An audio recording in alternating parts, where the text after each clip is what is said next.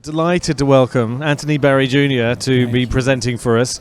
Tony, as I like to call him, is an amazingly talented filmmaker, documentary maker, director, workflow specialist. DIT is one of those guys who walks around with a big truck of all the kit and then he knows how many lenses, which one for which particular purpose. So if you're a regular attendee of the webinars that we do on the Maxon training team, you'll see Tony regularly on that, showing us how to do the filmmaking stuff. I love the title here you've got, short form promo videos with a flair. There's like no other titles but mine. What is that all about? It's almost like you've got a theme to this presentation. Almost. So Tony's going to show us how to make stuff even more better after you've shot it as well. Yep. The reason for short form is you get to do all the creativity in short form. Long form, there's a lot of stipulations. So short form, you get to play around and be artistic. That's why I called it that. Fantastic. All right, excellent. Well, okay. Over to you, Tony. All right, thank you. I appreciate you. Okay, so we're going to talk a lot about a couple of plugins, mainly the lens flare plugin. So I have my slides here that I didn't do in PowerPoint. I actually did them in Adobe Premiere. This one is going to be about post-production and with a little bit of visual effects twist. We'll be talking about lens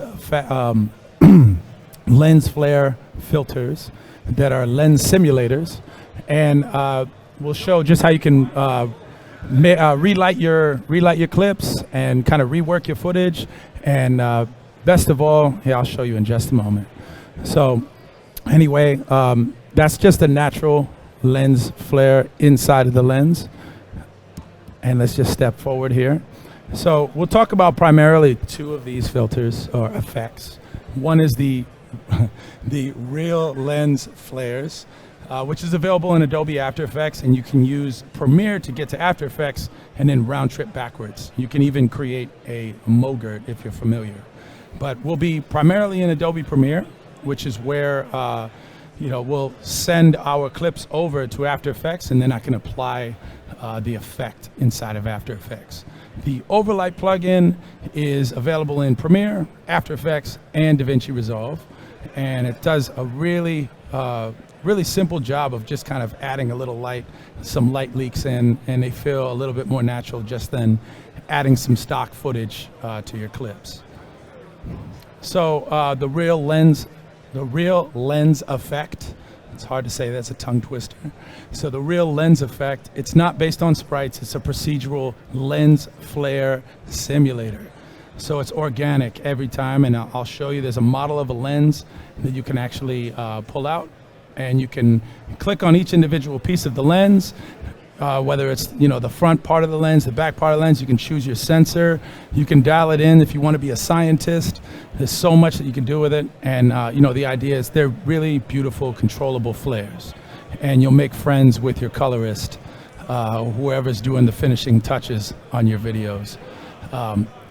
So some uses for this effect is to mix in with existing lighting, so you can accent your lighting, or you can enhance the existing lighting and make somewhat of a glowing orb to mock the sun, and then you can kind of extract what you want from a lens flare. So if you only really need the tail reflections, you can do that. If you really want to like relight your shot, you can do that with some ambient light. You can kind of mock up the sun, and then you can add in some glows, and you can pretend that you have anamorphic lenses. There's not an anamorphic setting on here as of yet, but you can actually mock up the streaks on the side. So besides that, it creates depth, and it's kind of like when you add this effect in, it's almost like making a measuring tape, like pulling out a measuring tape in the middle of the frame and kind of showing you how large the room can be. This is when you're working in flat video and not in 3D, of course, as of right now. And then also, if you know your lens build and you know the metadata about that lens, so if you're doing anything that involves a Nikon lens, a Panavision lens, anything that has to do, if you know the about your lens, the measurements, and you can easily find that out by tracking it on the manufacturer's website if you wanted to go that route. Besides that, you can also make your own stock effects. Instead of having to buy, a bunch of lens flares and then have to stretch and skew them and move them around, you can actually just make them yourself. And you can do that, key it over black, export it with an alpha channel, and then you can use that and pass that around your team. Besides that, you could shape your flares and do some math, those of you that like to do math still. And we'll talk about just kind of how you generate your flare and the way that the aperture blades compared to the starburst that you have on the screen, and I'll show you that here in just a moment. So let me hop out of here. And as you can see, this is my slideshow. I'm doing it just in Premiere, not in PowerPoint. Okay, so let's just skip around. I'm going to show you a couple examples here because I'm a fan of just hopping in and picking up a camera.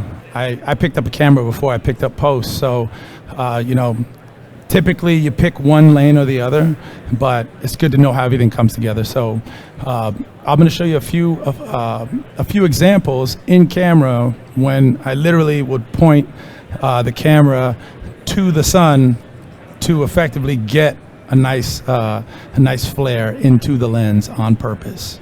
And for some people, it's a little too stylized. For others, it really depends. If it's client-based work, you can get away with this kind of stuff.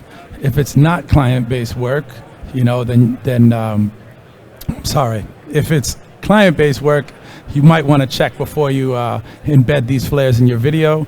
But if it's not client-based work, then you can have fun and just be creative. So as you can see, I go for as much light let into the lens as possible at times, and I'm just a big fan of using the natural light and pointing the big cinema lens right at the sun.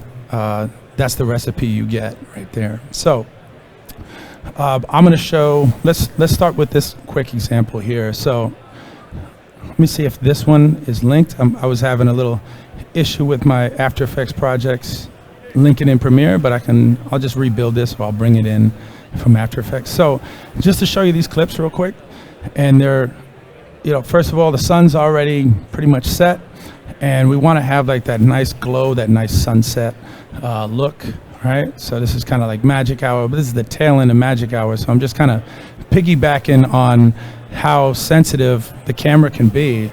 So I'm just at a high ISO, and I'm just kind of piggybacking off the sensitivity of the chip itself, right? So a lot of the cameras now will pick up all kinds of, you could shoot almost in darkness and still get a nice image. So I like to play around with that. So let me go ahead, and I'm going to hop into After Effects, and I'll show you this same shot.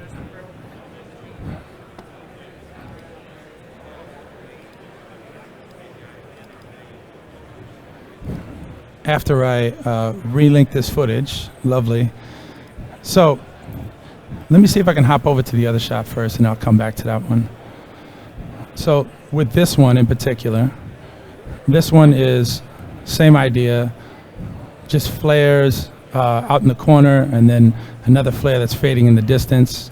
I'm just going to recreate these and just kind of show you. So before I even do that, I want to show you the basics of what this plugin does.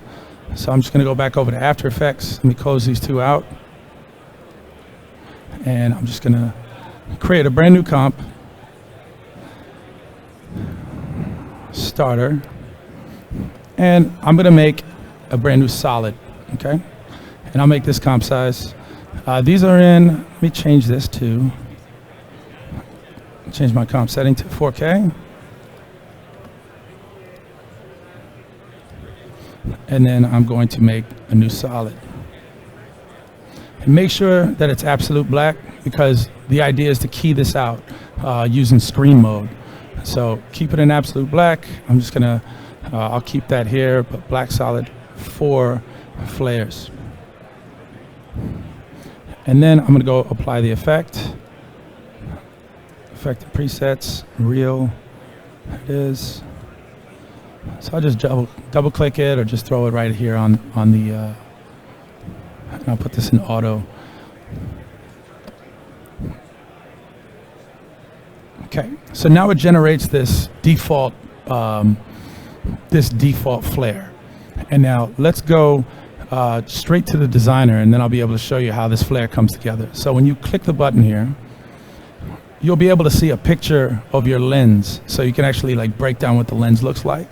And then you can actually click on all the individual parts. So you see I have like the coating from the front, the thickness, every little thing that you might want to dial in yourself. Depends on how much time you have on your hands. This can get pretty deep, and you can go down a whole rabbit hole of lens coatings, rear elements, thickness, color, filters. But let's just stick to the main part of this. So I can click right here. You see the sun. All right, that's my light source. So from here, I can actually dial in my light source. I can make this bigger.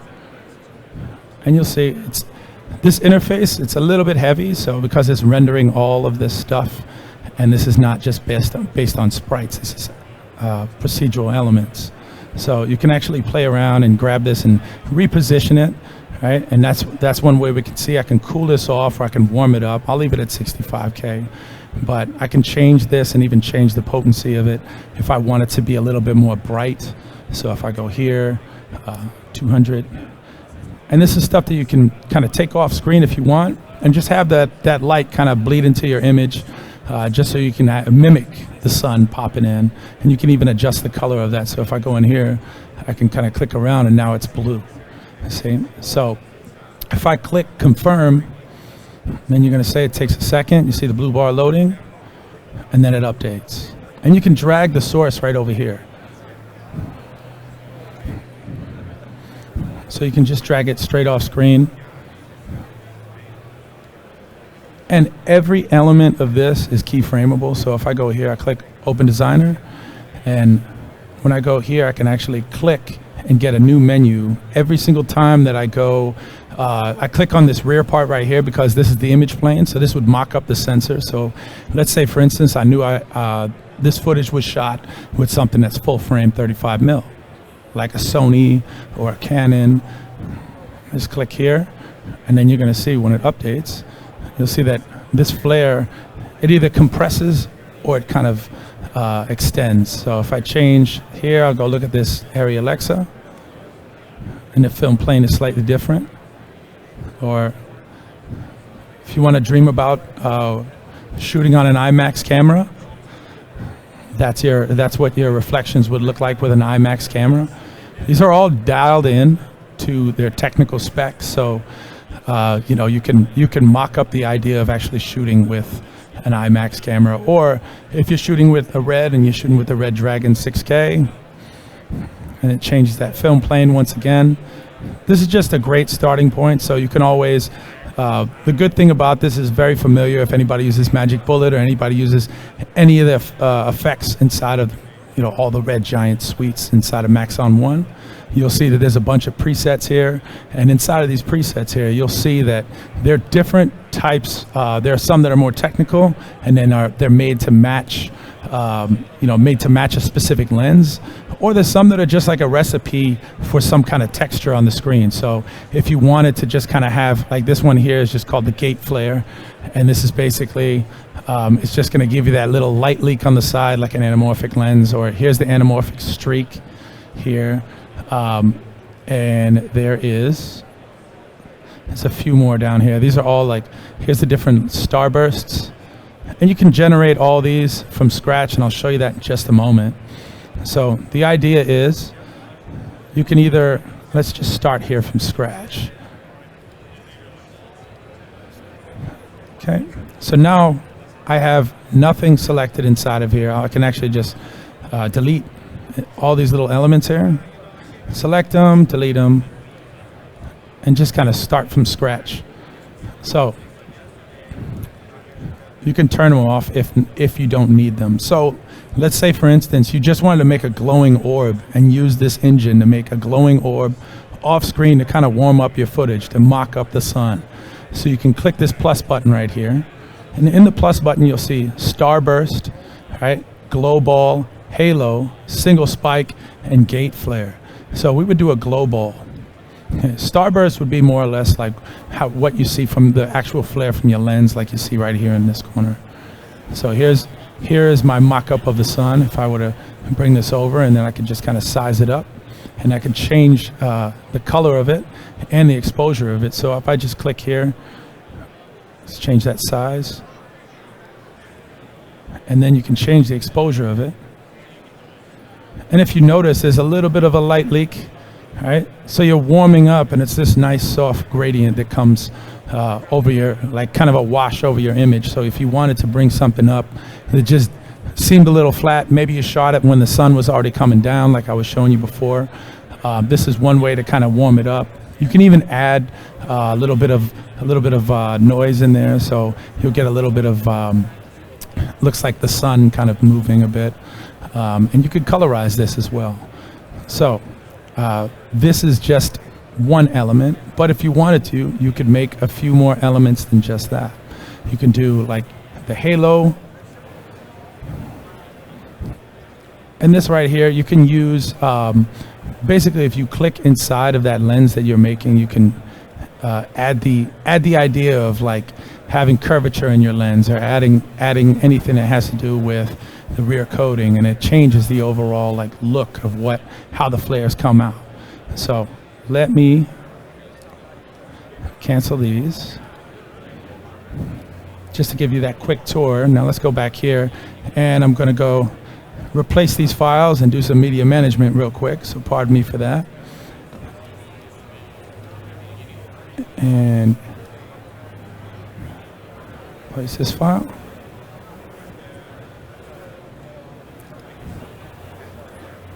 And we will do, so the idea is, if you wanted to, let me go back to Premiere. I'll do that in a moment. I'll just send this one over, and let's just make this again. So pull that over, and I'm going to every time when you do this, if you're going to purposely send to After Effects from Premiere, then grab all your clips that you intend to send in a single composition, and then select them, drag them up one track as a duplicated clip, and then right click and then choose Replace with After Effects Composition. So now I sent all three of these in. The only thing I would like to do with this is size these clips up. I'll hit S for scale, and yeah, that works for, there it is. That works for right now. Okay, so now I have these clips here. What I want to do is I want to warm this up because it's a little bit cool. Like I said, the sun already dropped, so I want to just kind of warm this image up. I'm going to go and make a solid with Command Y on the Mac side, I think Control Y on the PC side. And this is my black solid for flares. So before I even do that, I'm going to just go here. I'll go page up, page down. Command Shift D will split off my layer, and let's just work on the first one. So on the first one here, I'm going to find my effect, grab the effect, throw it on, and I also need to put this into screen mode, right? So it drops all the black. So go here, screen mode,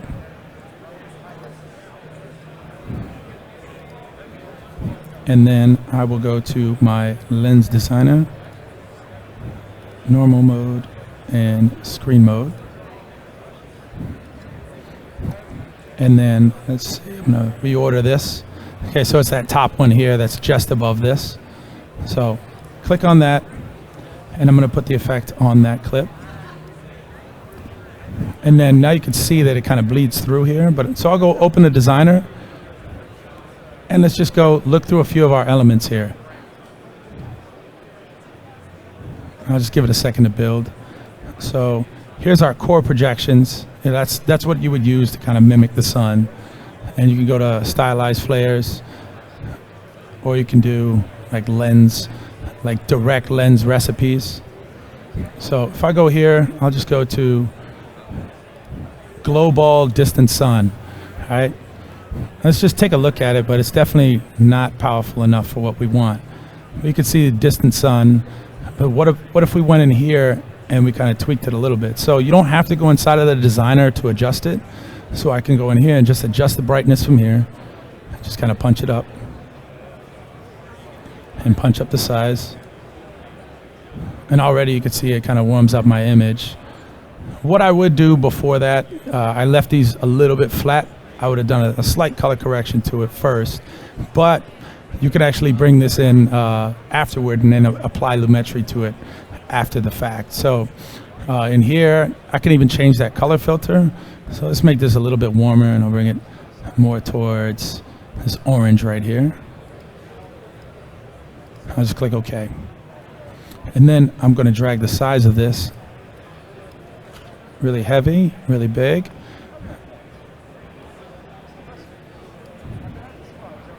And also, I want to size up that clip. There it is. So they're both one.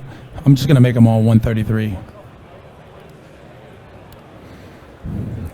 Okay, so that's just a little bit. I haven't even really dove in too hard. But if you see, I'll pump this up just a little bit, just off screen. And just enhance the brightness. And watch, that's a little bit extreme, so let's see what happens. So if I bring it back in and just kind of have it right here in the top left corner, you'll see that it kind of pumps up the image a little bit. So I'll leave that one like that for now. And then you can see if I go over here, when you get to something closer, so let me scoot this one over. Let me just move this. There it is. So on this one here, I'm going to apply the effect right onto, go one up. I'll apply the effect directly on this clip. So it's already there because I applied the effect and then I split it, so it has 3 instances already. I'll open up the designer, and then from here I can go to this glow ball, and I can change. I can work with this one or even the last one, or even copy paste my last scene. But the fun is building it again, right? So here's the glow ball. I'll change this, and I'll bring this over and kind of warm it with the temperature this time. So instead of doing it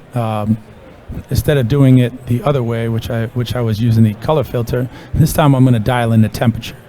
So size this up, grab that brightness, and basically, because we're moving in for a tighter shot, because we have that tighter shot, I'm going to make it a little bit more brighter, so it has a little bit more of a potency to it. So I'll just drag it up and kind of just move it slightly off screen, right?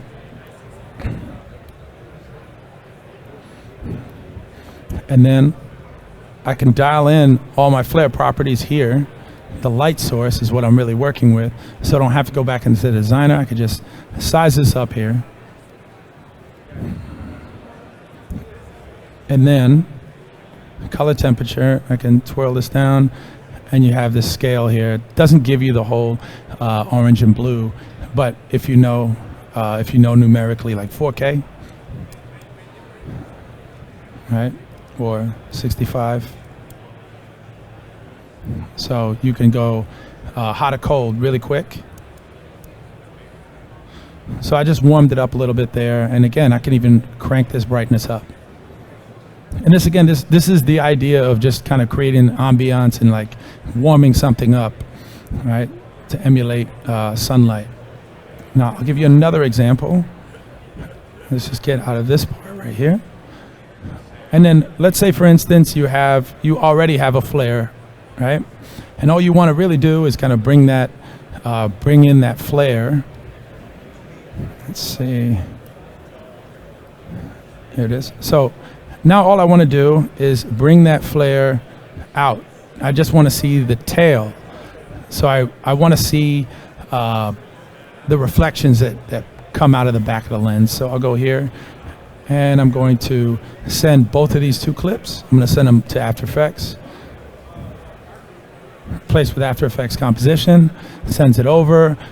One trick to doing that, if you find that you're going back and forth doing that from your Premiere timeline, just keep After Effects open, and then it's going to keep populating new compositions in your already existing After Effects file, so you don't have to keep regenerating new project files.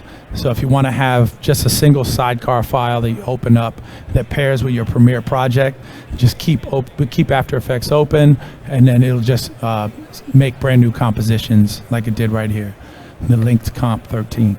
So now with this, I'm going to do Command Y, and from here, black solid, and I'm going to apply the real lens effect right here.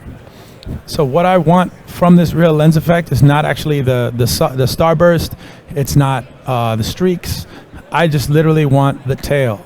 So I will go here, and this is our default. Let me just start deleting some elements here. So all I want is this tail part. So you'll see in just a moment it'll update. And on the reflections, you can actually grab where the reflections are. And then I'm going to just grab this and kind of drag it out from here. And I'll adjust where the film plane is.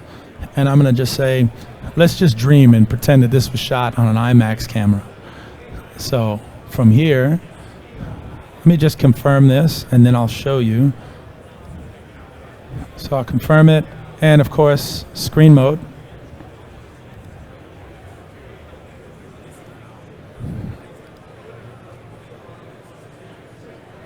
And it'll update in just a moment. It's doing some work here. There it is. And you can see it's very faint. So what I'll do is I'll go here to the flare properties, lens. Let's go to the designer. And now I'm going to go right back here. And when you click on anything inside of here where you add a plus and then you have these segments here, instead of it being a -4 exposure, I'm going to bring that up. And I'm going to make this a little bit more prominent. So I can also scale that out. See, the problem is when you scale it up too much, it can be a little distracting. It might go right across somebody's face. It's not exactly the best thing to do in all cases. So, you know, this is kind of, it's a spice. You want to use it correctly. You don't want to be overbearing with your spices. So let's just zoom in here and I'll show you. So I'll go back to here. And you can see it's going the wrong direction. I can just grab right on screen. There's some on-screen controls. And just drag this out to where the flare is coming right from where the sun was coming. Give it a second, it'll update. There you go. Now you have these nice flares that kind of streak across the frame. And you can control them if you want them to be a little bit lower. The good news is, just to show you, when I hit E, just to show you on the timeline here, everything right here has a stopwatch. So I can keyframe any single thing on here, and the idea is that everything moves. You can push it around. You can make flares go across the screen. You can use them for text elements. You can use it for anything. But the engine is a simulated lens flare. So this is as close to real as you could get for at this very moment. So when I go here, I'm going to open the designer. And let's say I didn't like the way that looks, right? But I wanted to keep that. So I'll go to new, and then I'll just title this one. Let's call this Reflections 1, right? And you probably don't want to name it after a number. You probably, you know, longer IMAX based on something that's inside of these values. But I'm taking a lazy route right now. So if you go inside of here, you can also like adjust other elements that would affect this. So you could adjust your light source, and you can adjust the color of it. And again, this is the fun part, is that you can mock up the sensor. So I know for a fact that this one was shot with a micro 4/3, but the flare from a micro 4/3 looks like that. So it doesn't necessarily have to match it. So if that's a little bit too much, right, then you can, well, before I even do that, we can go here, click on this element, and then what if I wanted to just scale this back? So it's a little less imposing, it's not as crazy, and it's not going to like just streak across somebody's face. So that's the kind of stuff that gets kicked back to QC, and you end up having to redo a shot, or just taking the flare out completely. So if you're trying to sell it, you know, do it lightly. You know, each sensor has its own style, and you can also adjust the exposure and how the length of this actual, you know, it's like the tail of the flare. So if I go back here, go into Premiere, and you'll see it update in Premiere as well.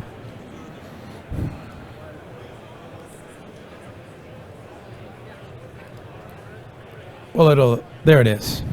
So again, if it's too much, dial it back. You have opacity, you have scale, you have rotation, and you can just compress it or even make it extracted. All right. So one thing I did want to talk about in particular was placement. So I'm placing these on a black solid, but you definitely can just put them right on your clips. So let's see here. There's a couple other things that you could do. I'll show you here. You can use it in motion graphics. Here's a motion graphics example where basically the sun is kind of spinning, and that's just, I'm taking the light source and I'm just doing an evolution on the light source, and it kind of has these like dancing sun rays.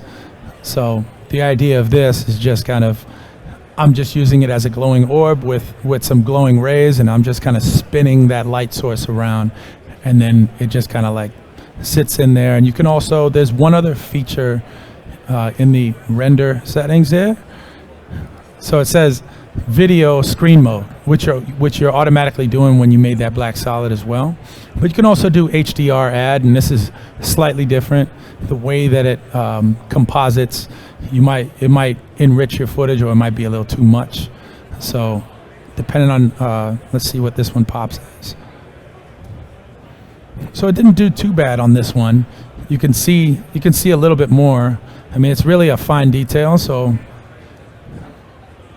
I love how my screen disappears when I do that. But all right, so let me zoom in like this. Use the hand.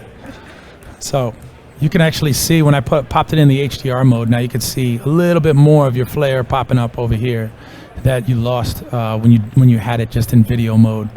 So this gives you a little bit more dynamic to play with.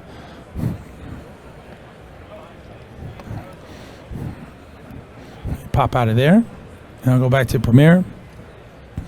And again, when you do that, that will end up, it takes it a moment before it loads, but that'll end up, you'll be able to see it here. And then you'll be able to see a little bit more of that fine detail when it's in that HDR mode. So this one, let me go and fix this one. I'm just gonna redo it. So let's just add a flare to this. So I'm gonna go and bring that up, select these two, option drag up, and then I'm gonna send these two to After Effects. Right click, I already have After Effects open, so it's just gonna replace it, create a new comp, and now we're back to square one. And inside of here, I'll size these clips up first. Well, they're a good size. This one needs to be sized up. So yeah, 120 is fine.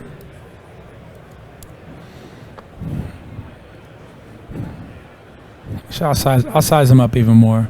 So let's talk about placement. All right. So the idea is, if you put it over a black solid, all right, it's just kind of transferring over to your video, but you could also do the same thing with an adjustment layer. All right, and let's just hit scale. And I want to say the preferred method is using the black solid and transferring it over, but let me just show you that this does actually work. And I'm just gonna put this in here, and I'll call this flare adjustment layer. And I'll do the same, put the same effect on here, flare. Double click it, take me back to the designer here. And if you're in the adjustment layer, you don't necessarily have to put it in screen mode because it doesn't have to key anything out. So if you go here, and I'll just adjust the film plane, and I'm going to turn this to like a Super 35. And let's just go, actually, I'm going to pick something from one of these presets here, like this Helios. It's a beautiful preset. Drag this back. And my preview window here, let's see what's going on with this. There it is. So you can actually drag here, And it'll tell you here, by the way, what I'm dragging here does not match what's in here. You have to drag them independently. This is, for right now, this is where you can kind of experiment and just build things out so you can see them a little bit better. So if I go into here, drag this out, and let's just see if I can pump up the brightness a little bit. And then I'll change the size. And then I can go to the tail, right, where the reflections are. And then instead of it being this -5, I'll pump that back up. Now you can see some flare starting to pop out. And then also, you know, let me just show you this example. I'll just hit confirm. Now we're going to have that big streak coming across. And I'm going to just move this element here. And then from here, I'm going to send this over to Premiere. The one thing I would do first, which I didn't do, I did on all the other ones. If you're doing it in After Effects, you're doing it on an adjustment layer, or you're just doing it on a black solid, then you want to split off these to match. And then if you're really OCD like me, you will drag them so they kind of like sandwiched. So your flare layer will be right on top of the layer you're working on, so you don't get confused when you have 500 layers open at the same time. So now I'm going to go here, and this should pop up here. But before it does, you have to hit save. Go back to Premiere.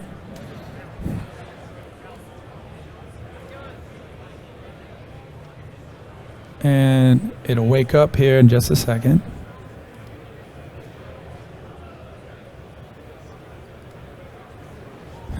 It'll eventually wake up. So let's see if I can get this to actually work. Okay, that one works, and then this one. Hit save.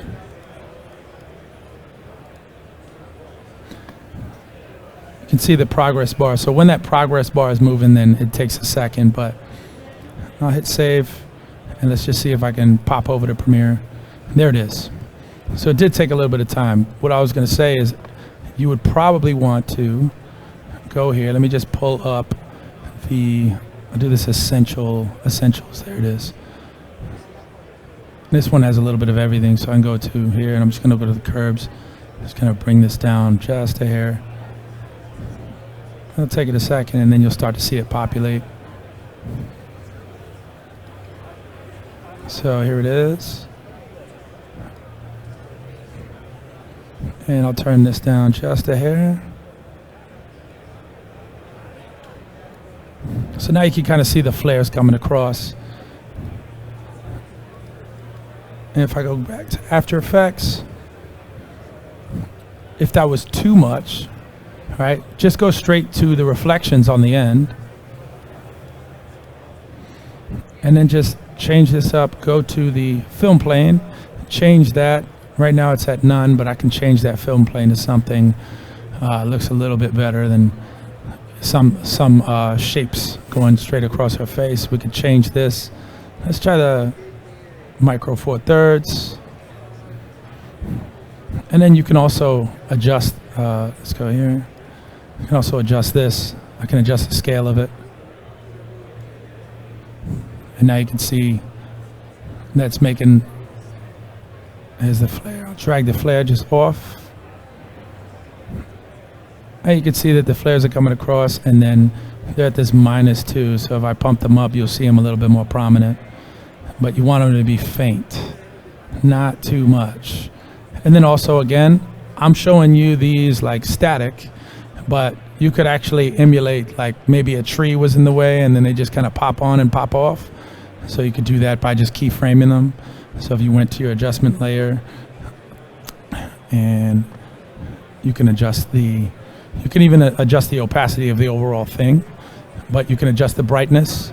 So your light source brightness, you can make a keyframe, and you can go, if you wanted it to look like you know, something was obscuring it, you could do 50, go down again, go 2 over, 120. Just kind of give it different variables, and then when you go down,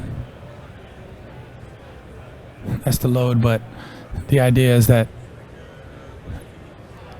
the potency of that flare is going to kind of pop. And you can attach this to like, any other property with an expression. So, and I'll show you one more version of this. If I were to go into here, this one, you can actually track the sun, right, and then apply the flare to the sun, to where the sun is. And let's see if this one is offline or not. I'll just pull it up in here. Let's see if I can pull it up in here.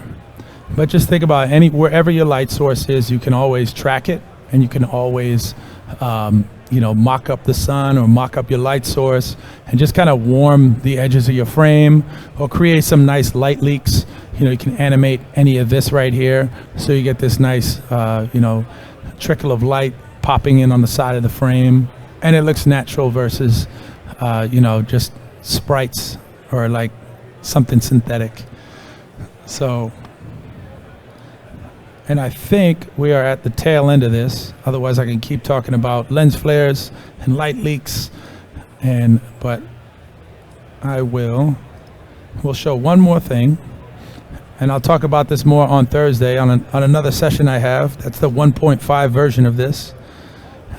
So, light leaks is available inside of the Universe plugins, and this actually does a lot of great things in just a simple plugin. So let me just turn this off. All right, so initially you have something like this, all right? Add the light leaks in, and now it kind of dresses up your frame and just kind of emphasizes, like if this is a really hot day, this right here, the difference between this and this, It's pretty simple. If I open up the Universe dashboard, you'll see in here, see it's under stylize, it's under stylize, apply effect, and when you click on it, these are the presets that you'll see. Like I said, it's a real easy menu, and this is just going to give you some simple light leaks that'll pop in on the side of your screen, right? And it doesn't look like stock footage that you just overlay on top. So I'll go back here, I can change this to any style, or I can dial it in right over here on the side, and you'll see there's some simple ones like side sparkle or just regular sparkle, and then you can also flip it horizontally, vertically, or both. So I can change this, but it makes more sense to have it where your light source is. That looks a little bit more natural. And then you can pump this up, if you want. It'll be a little bit too distracting at that point. We're not going this far, so I would take that down. Like I said, 40. What I had before I feel like that works. And you can also adjust the color and add a little bit of flicker to it if you want. So, but yeah, I think we're just about at over 50 minutes. So, but anyway, thank you. I hope you got something out of this, and I'll be hanging around if you have any other questions. Great stuff, Tony. All right. Really great stuff, Tony. The interesting thing is that you were bringing up with the difference between overlight and real lens flares is the difference between having to do something really quickly and then having the luxury of time to be able to diving in and crafting those lens flares perfectly. So yes. What would your advice be? What would you do in one case and what would you do in another? Well, time is huge. So if this thing's like right on my cheek. So if I have the time and I can build something out, if I can make there's presets available inside. So if I can make like 3 or 4 flavors that I like that I feel is going to be the same style of that video, I would build out those presets and have 3 or 4 flavors that match my video and do that at the top end, maybe on day 1 when I'm getting to know the footage. And then after the fact, now I can just make small tweaks. Otherwise, like overlight versus lens flares, you can build overlight like things inside of lens flares, but overlights take 2 clicks. Just taking the time, isn't it? Yes. Yeah, I've been on projects like working on sports tournaments where we've seen the editors use one of like that's lens flare number 24 because they're just hard rendered elements, and so you begin to spot them. So this gives you the ability to customize them and to match them to the hue inside the shot, so they look more natural, but they're not repeated. I mean, I think stock footage, whether you stretch, skew, change the opacity, flip it upside down, whatever you do, it's still going to look like stock footage. And most of the time, you can watch a commercial on TV. If you're an editor or compositor, you're going to see that's that flare. It's flare number 157 from this library, and that's kind of embarrassing. You don't want to share your secret sauce. Effectively, you're never switching off, are you? No. It's like, all right, okay, I recognize that one. Yep. Don't go to the movies with me. No, I can just hear you thinking about it, even if you don't talk about it. Absolutely. We did have a question about the flares that you were doing from early on, and Dave had a question about texturing usually shows through to the back. I think he was talking about when you were showing all the the flare itself. Is that still the case? And is there an easy solution? And usually he has to create a select set for that. So texturing, I want to say there's also some things coming down the pipeline that might address that, but I can't fully answer that. But I can say inside of here, if you were to see if I'll pop this open. There it is. Open the designer. And so we're talking about texturing coming through as far as on the tail end, on the flares themselves, or on the actual on the starburst, or The sparkles. Yeah. So if we go to the starburst, you can adjust all kinds of things. You can adjust the front element and the coating, and that will change. You can adjust the spike, which is kind of to mock up. Let me see if I can show you this here. Let me see if I can give you the short answer too. So I can go in here and adjust. Where is it? So click on the element exactly visually that you want to see, or you can click on the lens depending on which part of the lens you want it to adjust. But I can do a little chromacity, and that's going to change up the colors and address kind of makes it look like this might be a little blue, that might be a little green, by just dragging the slider here. Now you get some green, some blue. As far as texture or shapes, you can adjust the amount of blades in the aperture and the curvature of those blades. So you can change your whole starburst. If I go here and just change the amount of blades, now I have, I mean, this, if this qualifies as a texture, or if you're talking about actual grit and grime on the lens, you can mock that up kind of in this halo area here, and you can change your sparkle, right? And you can also adjust the color and size this up and size this down, but you can adjust in here as well. Nice. And Michael Slapsky on the chat was also saying that you could use these in full 3D scenes as well to create really beautiful atmospheres to enhance some of those renders too. So anything that you do, once you're printing it to video, you can apply this effect. It's a clip. It's a clip. Yeah, exactly. There you go. Congratulations. It's a clip. Fantastic. So we're fast running out of time, but apart from all the webinars and that you regularly run with us on the Maxon training team on YouTube, quick plug again, where can people find out more about you and your filmmaking projects? To be honest, LinkedIn. I'm like the only one without an Instagram. LinkedIn. Too busy working. Too busy working. Too busy with Maxon. That's right. So. Well, if you do want to find out more, Tony's going to be back with us. We're running filmmaking as a theme all this month, every Monday at 9 a.m. Pacific, where we're running a demystifying series about one of Tony's projects that he shot specially for that, and about how you take it from the beginning, from the draft on a piece of paper, how you change the plan when things change, which lenses give you different results, and then how to add VFX things in post-production. So we got another session of that on Monday. Yep, every Monday until the end of August. Fantastic, excellent. So thanks so much for Tony. Tony's got another session on Thursday. So we're diving a bit more into these things. More flares. More flares. Yeah. You never have too many flares. Never have too many flares. Absolutely. It always entertains me. That's something that will get you sacked as a cinematographer 100 years ago. Now is a very important part of now production. You can separate the two. Now you can do it in post. Exactly. Properly. Cool. So anyway, thank you again, Tony. Thanks you. everyone. And we'll just be back in a few minutes.